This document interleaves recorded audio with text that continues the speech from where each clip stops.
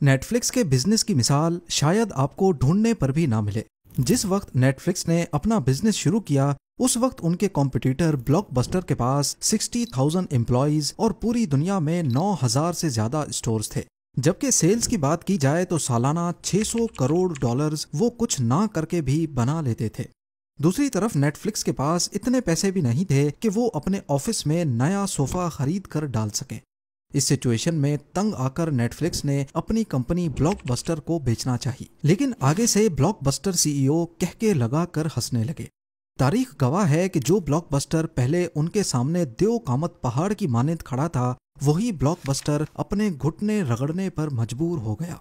सिर्फ कुछ सालों के बाद नेटफ्लिक्स ने ब्लॉकबस्टर का नामो निशान ही मिटा दिया और आज ये 28,000 करोड़ डॉलर्स की कंपनी है। पर यह सब आखिर मुमकिन कैसे हुआ? ज़ेम टीवी की वीडियोस में एक बार फिर से खुशामदीद। नाजरीन, ये बात है 1997 की, जब इंटरनेट बिजनेस का रुझान बढ़ रहा था। जेफ बेजोस अमेज़न के जरिए इंटरनेट पर बुक सेल करते थे और उनको अच्छी खासी तरक्की मिल रही थी।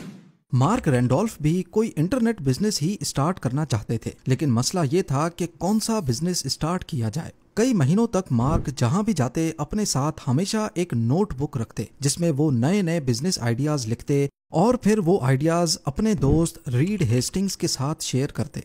इंटरनेट पर पेट फूड से लेकर बेसबॉल बैट्स बेचने तक मार्क के पास अनगिनत आइडियाज मौजूद थे, लेकिन रीड हेस्टिंग्स को इनमें से एक भी आइडिया पसंद नहीं आया। रीड चाहते थे कि वो इंटरनेट पर कोई ऐसा बिजनेस शुरू करें जिसके लिए कस्टमर उनको एक बार ढूंढना पड़े और फिर वही कस्टमर बार बार उनको कमा कर दे। कई महीनों तक आइडियाज शेयर करने का ये सिलसिला चलता रहा, लेकिन फिर फाइनली उन दोनों को एक आइडिया समझ आ ही गया, वीडियो टेप्स, जो उस दौर में एंटरटेनमेंट का अकेला जरिया थी। लोग वीकेंड्स पर अपने करीबी ब्लॉकबस्टर स्टोर पे जाते, वहां घंटों तक अपनी पसंद की मूवी सेलेक्ट करने के बाद उसको रेंट पे ले जाते थे और अगर वीडियो टेप टाइम पर वापस ना की तो उस पर फाइन लगता था। जिस वक्त उनको ये आइडिया आया उस वक्त रीड हेस्टिंग्स के ऊपर $40 का फाइन था, जो उन्होंने ब्लॉकबस्टर को वीडियो टेप लेट वापस करने की वजह से देना था। रीड का मानना था कि इस इंडस्ट्री में चेंज की बहुत सख्त जरूरत है और इंटरनेट पर मूवीज रेंट पे देने का आइडिया जरूर चलेगा। पर मसला ये था कि एक एक वीडियो कैसेट काफी भारी थी और उसको पोस्ट करना काफी कॉस्टली पड़ सकता था और पोस्टेज के दौरान जो टेप्स टूटेंगी उसका नुकसान अलग। ये एक बहुत बड़ा मसला था। तो अब मार्क और रीड को अपना नया इंटरनेट बिजनेस शुरू होने से पहले ही फेल होता दिखाई देने लगा। कुछ हफ्तों के बाद एक टेक मैगजीन के जरिए उनको पहली बार डीवीडी टेक्नोलॉजी का मालूम पड़ा। ये वीडियो कैसेट से काफी हल्की और सस्ती थी और उनको पोस्ट करना भी काफी सस्ता पड़ सकता था। रीड हेस्टिंग्स को ख्याल आया कि वीडियो टेप्स के बजाय मूवीज को अगर डीवीडीज में डालकर रेंट पे दिया जाए तो ये ज्यादा फायदेमंद होगा और यहीं से नेटफ्लिक्स के आइडिया की शुरुआत हुई। इनका बिजनेस मॉडल काफी सिंपल था। वो वेबसाइट पर डीवीडीज की बहुत बड़ी कलेक्शन डिस्प्ले करेंगे और जब भी कोई ऑर्डर आएगा तो कस्टमर के पास 2 दिनों में डीवीडीज उसके दरवाजे पर पहुंच जाएंगी। उसी एनवलप में एक प्रीपेड रिटर्न एनवलप भी रखा जाएगा जिससे कस्टमर को डीवीडी वापस पोस्ट करना भी आसान हो जाएगा। आइडिया तो सिंपल था, लेकिन इसको शुरू करने के लिए पैसों की जरूरत थी और ये इन्वेस्टमेंट मार्क और रीड दोनों के पास नहीं थी। जैसे तैसे करके उन्होंने एक छोटा सा लो बजट ऑफिस सेटअप किया जिसमें सस्ती फोल्डिंग टेबल्स और सेकंड हैंड फर्नीचर लेके डाला। एम्प्लॉयज को कम सैलरी पे रखा गया इस वादे के साथ कि अगर बिजनेस चल गया तो उनको बिजनेस में शेयर दिया जाएगा। नेटफ्लिक्स की इस छोटी सी टीम ने पहले चंद महीनों में एक वेबसाइट बनाई और डीवीडीज खरीदना शुरू की। आखिरकार महीनों की मेहनत के बाद वो नेटफ्लिक्स को पहली बार लॉन्च करने के लिए बिल्कुल तैयार थे। लॉन्च से पहले उन्होंने न्यूज आउटलेट्स के साथ इंटरव्यूज लाइनअप किए ताकि लॉन्च होते ही उनको बहुत सारी मीडिया कवरेज भी मिल जाए। 29 अगस्त 1997 सुबह ठीक 9 बजे उन्होंने वेबसाइट को पब्लिक कर दिया और साथ ही उन्होंने एक घंटी भी इंस्टॉल की जो हर नए ऑर्डर पर बजेगी। पहला ऑर्डर मार्क ने खुद प्लेस किया और पहली बार घंटी बजने लगी। 1 मिनट के बाद घंटी दोबारा बजी और इस बार ये रियल कस्टमर था। नेटफ्लिक्स टीम ने मुख्तलिफ इंटरनेट फोरम्स पे अनजान बनकर कमेंट्स पोस्ट किए जिसमें उन्होंने नेटफ्लिक्स की डीवीडी बाय मेल सर्विस को इंट्रोड्यूस करवाया। جس سے اور زیادہ مووی فینس نے نیٹ فلکس کا رخ کیا۔ پہلے 15 منٹوں تک گھنٹی مسلسل بجتی رہی، لیکن پھر نیٹ فلکس کی ویب سائٹ کریش ہو گئی۔ اس دور میں سرورز آفس میں ہی رکھے جاتے تھے، نہ کہ پروفیشنل ہوسٹنگ سروس کے پاس۔ یہ اشارہ تھا کہ نیٹ فلکس کا سرور زیادہ ٹریفک نہیں جھیل پا رہا، یعنی ان کو زیادہ سرورز لگانے تھے۔ اسی وقت لوکل اسٹور سے 8 نئے سرورز منگائے گئے اور ویب سائٹ کو ایک بار پھر سے لائیو کر دیا گیا۔ پہلے دن میں نیٹ فلکس کے پاس 137 آرڈرز ریسیو ہوئے، جو کہ ان کی امید سے کافی زیادہ تھے، اور کیونکہ اس کے بیچ کئی گھنٹوں تک ویب سائٹ ہیوی لوڈ کی وجہ سے بند پڑی تھی، یعنی اصل میں آرڈرز اس سے بھی زیادہ آنے تھے۔ ان کو اپنی ویب سائٹ کے مسئلے حل کرنے کی ضرورت تھی تاکہ یہ بار بار کریش نہ ہو۔ نیٹ فلکس کا پہلا مہینہ کافی اچھا گزرا، لیکن مارک اور ریڈ نے جیسا سوچا تھا ویسا نہیں ہوا، کیونکہ ان کے پہلے مہینے کی سیل تو $94,000 تھی، لیکن اس میں سے ڈی وی ڈی رینٹ پہ لینے کی سیلز صرف $1,000۔ زیادہ تر لوگ ڈی وی ڈی رینٹ پہ نہیں لے رہے تھے، بلکہ ڈائریکٹلی پوری ڈی وی ڈی خریدنا چاہتے تھے۔ انہوں نے کسٹمرز کو دونوں آپشنز دے رکھے تھے کہ یا تو وہ $25 کی ڈی وی ڈی پرچیز کریں یا پھر $4 کی رینٹ پہ لے لیں۔ مارک اور ریڈ چاہتے تھے کہ ان کی رینٹل سروس کو زیادہ لوگ استعمال کریں، کیونکہ اس سے ایک ہی ڈی وی ڈی بار بار رینٹ پہ جائے گی، اور جب تک وہ ڈیمیج نہیں ہوگی تب تک ان کا پروفٹ بنتا رہے گا۔ ان کو اچھی طرح آئیڈیا تھا کہ شروعات میں وہ ڈی وی ڈی صرف اس وجہ سے سیل کر پا رہے ہیں کیونکہ مارکیٹ میں کوئی دوسرا کمپٹیٹر نہیں ہے۔ کچھ ہفتوں کے بعد ان کو امیزون کے جیف بیزوس کی طرف سے کال آئی۔ جیف بیزوس، جو کہ پہلے ہی آن لائن بکس کی مارکیٹ میں اپنے قدم جمائے بیٹھے تھے، وہ اب ڈی وی ڈی مارکیٹ کو بھی کیپچر کرنا چاہتے تھے۔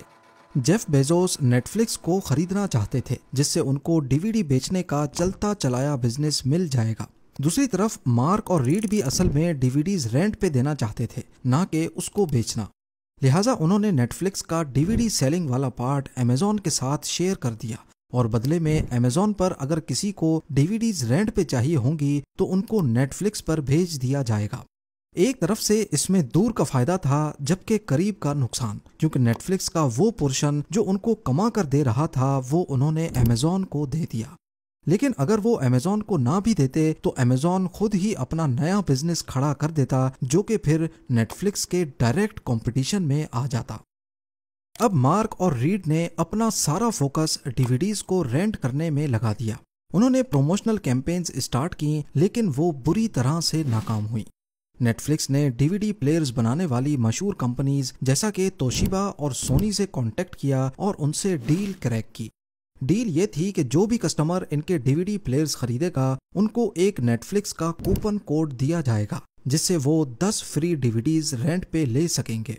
پر یہ پروموشن فیل اس وجہ سے ہوئی کیونکہ ڈی وی ڈی پلیئرز پر کوپن کوڈ ڈبے کے اندر نہیں بلکہ ڈبے کے باہر ہی چپکا دیے گئے، یعنی بے شک کوئی ڈی وی ڈی پلیئر نہ بھی خریدے، ان کو نیٹ فلکس کا کوپن کوڈ باہر سے دکھ سکتا تھا۔ اس کے چلتے شروعات میں نیٹ فلکس کو بہت ساری ڈی وی ڈیز فری میں ہی دینی پڑی، اور اوپر سے ان نئے کسٹمرز میں سے صرف 5% ہی نیٹ فلکس کے ریگولر کسٹمر بنے، یعنی یہ کافی گھاٹے کا سودا رہا۔ اوپر سے امیزون کے ساتھ جو ڈیل ہوئی تھی اس میں وہ ڈی وی ڈی بیچنے کے لیے کسٹمرز کو امیزون پر بھیج تو رہے تھے، لیکن ڈی وی ڈی رینٹ پہ لینے کے لیے امیزون کی طرف سے بہت کم کسٹمرز نیٹ فلکس پہ آ رہے تھے۔ اس کے بعد امریکن پولیٹکس میں ایک واقعہ ہوا جس کو نیٹ فلکس پوری طرح کیش کر سکتا تھا، لیکن یہاں پر بھی کچھ ایسا ہوا جس کا نیٹ فلکس کو بالکل بھی اندازہ نہیں تھا۔ اس وقت کے American president Bill Clinton white house کی ایک انٹرن مونیکا کے ساتھ لو افیئر میں پڑ گئے اور اس کہانی کا راز کھل گیا۔ اس معاملے کو لے کر کورٹ میں ہیئرنگز چل رہی تھیں جہاں بل کلنٹن کا افیئر ثابت ہو گیا اور بل کلنٹن کو پریزیڈنٹ شپ سے ہٹا دیا گیا۔ اس وقت پورا امریکہ اس کورٹ ٹرائل کی ویڈیو ڈھونڈ رہا تھا۔ نیٹ فلکس نے موقع کا فائدہ اٹھا کر چوکا مارنا چاہا اور ٹرائل کی ویڈیو ڈی وی ڈیز کے ذریعے اپنی ویب سائٹ پہ لگا دی۔ تیر ٹھیک نشانے پر لگ چکا تھا اور نیٹ فلکس کو بے شمار آرڈرز ملے، لیکن مسئلہ یہ ہوا کہ جو کمپنی اس ویڈیو کو ڈی وی ڈی پہ رائٹ کر رہی تھی وہی کمپنی ایڈلٹ موویز کا کام بھی کرتی تھی، اور غلطی سے انہوں نے ٹرائل کی ویڈیو کے بجائے adult movie D V D پہ رائٹ کر کے نیٹ فلکس کو بھیج دی، اور سونے پہ سہاگا نیٹ فلکس نے بنا چیک کیے یہ ساری ڈی وی ڈیز اپنے کسٹمرز کو ڈسپیچ کر دی۔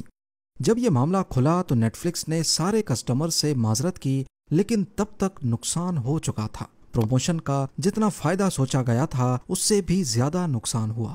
ابھی تک نیٹ فلکس کا ڈی وی ڈیز رینٹ کرنے والا آئیڈیا کما نہیں رہا تھا اور ان کی ہر ایک پروموشنل کیمپین بری طرح فیل ہو رہی تھی۔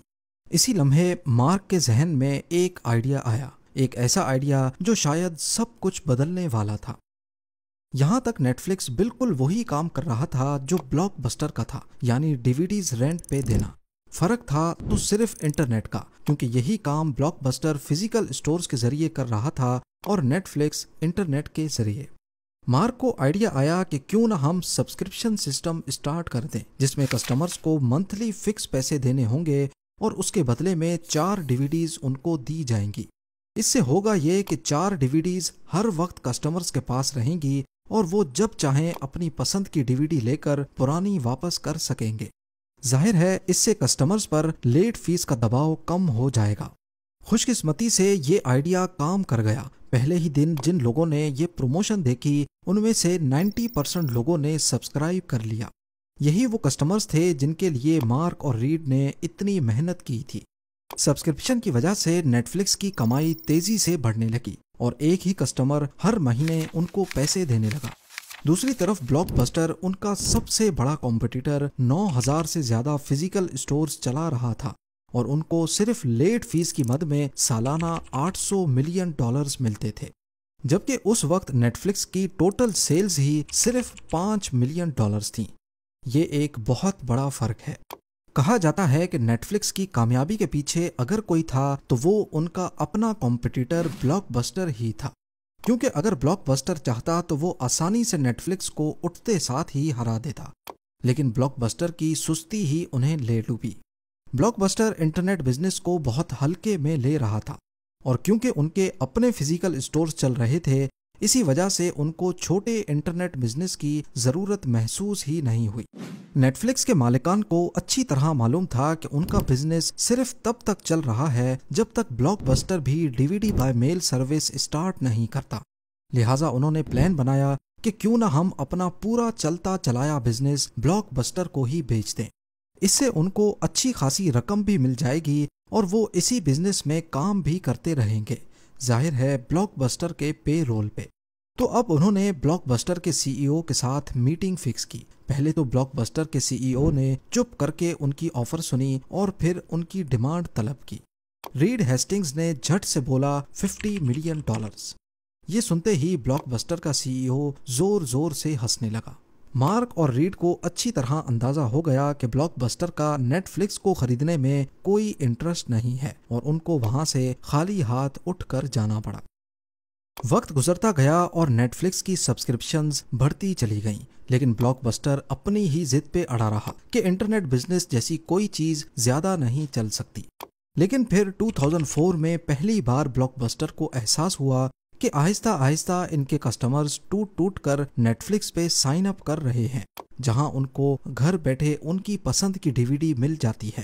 اس پوائنٹ پہ بلاک بسٹر نے اپنی خود کی D V D by mail service start کی، لیکن اب بہت دیر ہو چکی تھی۔ نیٹ فلکس کو اپنے کسٹمرز کا بیہیویئر سمجھنے میں 7 سال لگ چکے تھے۔ انہوں نے اپنی ویب سائٹ پہ ایسے الگوریدمز انسٹال کیے جس سے کسٹمرز کو صرف وہی موویز شو ہوتی جن میں ان کا انٹرسٹ تھا، اور ظاہر ہے بلاک بسٹر چاہ کر بھی یہ سب اتنا جلدی نہیں کر سکتا تھا۔ 2007 میں جب بلاک بسٹر اپنی D V D by mail service کو پروموٹ کر رہا تھا، اسی وقت Netflix video on demand service launch کرنے کی جستجو میں تھا، جیسا کہ انٹرنیٹ پر ہی موویز کی اسٹریمنگ، یعنی ڈی وی ڈیز کا جھنجٹ ہی نہیں، ڈائریکٹ آؤ مووی دیکھو اور کہانی ختم۔ دنیا میں پہلی بار کوئی اسٹریمنگ سائٹ ایسا کر رہی تھی۔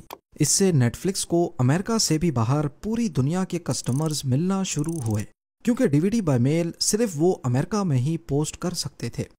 دوسری طرف بلاک بسٹر اپنی آخری سانسیں گن رہا تھا۔ انہوں نے ہڑبڑاہٹ میں ایسے قدم اٹھانا شروع کر دیے جس سے ان کا بزنس بہت افیکٹ ہوا، جیسا کہ نیٹ فلکس کی طرح لیٹ فیس کا ہٹانا یا پھر ویڈیو کیسٹ کی ریوائنڈ فیس بھی معاف کر دینا۔ جب کوئی کسٹمر ریوائنڈ کیے بغیر ان کو ویڈیو ٹیپ واپس کرتا تو بلاک بسٹر دوبارہ سے ریوائنڈ کرنے کے الگ سے پیسے لیتا تھا۔ यानी ब्लॉकबस्टर इतने सालों तक कस्टमर्स को निचोड़ कर उनसे पैसे निकाल रहा था और वहीं नेटफ्लिक्स अपना कस्टमर एक्सपीरियंस बेहतर करने में लगा था। आखिरकार और ज्यादा कस्टमर्स नेटफ्लिक्स पे साइन अप करने लगे और 2010 में ब्लॉकबस्टर का दिवालिया निकल गया और उन्होंने बैंकरप्सी के लिए फाइल कर दिया। ब्लॉकबस्टर टेक्नोलॉजी के साथ खुद को बदलने में काफी देर कर बैठा और यही कदम इसकी $1 बिलियन एम्पायर को लेट हुआ। असल में ब्लॉकबस्टर ने जो किया वो ह्यूमन साइकोलॉजी का एक हिस्सा है। जब हमारा कोई बिजनेस चल रहा होता है तो हम चाहते हैं कि बस ये इसी तरह चलता रहे और खुद को बदलने से कतराते हैं, जबकि इसी दौरान कोई और आकर इसका फायदा उठाता है और मार्केट के गैप को पूरा कर देता है। ऐसा ही कुछ नोकिया मोबाइल्स और कोडेक फोटोग्राफी के साथ भी हुआ। उन्होंने भी टेक्नोलॉजी के साथ खुद में बदलाव नहीं लाया और दूसरी कंपनीज ने उनको पीछे छोड़ दिया। आज नेटफ्लिक्स के 13,000 एम्प्लॉयज पूरी दुनिया में फैले हुए हैं। कंपनी की मालियत $28,000 करोड़ से भी ज्यादा है और ये सालाना करीब $1900 करोड़ की सेल्स करते हैं। यानी जिस कीमत में पूरी नेटफ्लिक्स ब्लॉकबस्टर को ऑफर हुई थी उससे 380 टाइम्स ज्यादा सेल्स नेटफ्लिक्स ने सिर्फ पिछले साल की हैं।